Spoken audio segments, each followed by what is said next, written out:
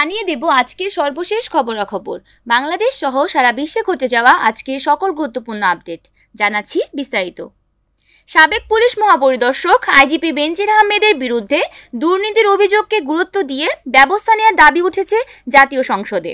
কারা কারা বিদেশে টাকা পাচার করেছেন, বাড়ি করেছেন, পানাম পেপারসে কাদের নাম এসেছে সেসব সংসদে প্রকাশ করারও দাবি জানানো হয়েছে। গতকাল জাতীয় সংসদে পয়েন্ট অফ অর্ডারে দাঁড়িয়ে 3 জন সংসদ সদস্য এসব দাবি জানান।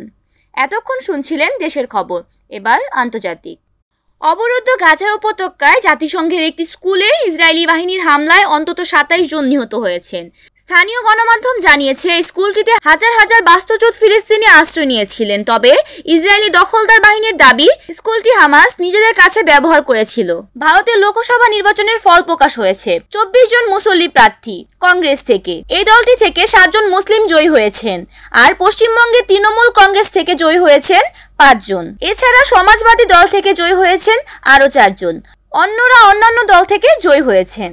প্রাপ্ত ফলাফল থেকে দেখা যায় ভারতের সবচেয়ে বড় সংখ্যালঘু ধর্মীয় গোষ্ঠী মুসলিম সম্প্রদায়ের প্রার্থী ছিল 78 জন। বিভিন্ন দলের এসব প্রার্থীর মধ্যে 24 জন জয় পেয়েছেন। 2019 সালে লোকসভা নির্বাচনে মুসলিম প্রার্থী 115 জন থাকলেও এবার সংখ্যাটি উল্লেখযোগ্যভাবে কমেছে।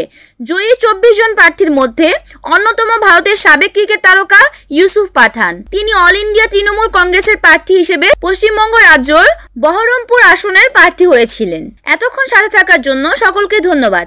সাথে ছিলাম আমি অরণি। 24 ঘন্টার সকল খবর জানতে চোখ রাখুন NN টিভির পর্দায়।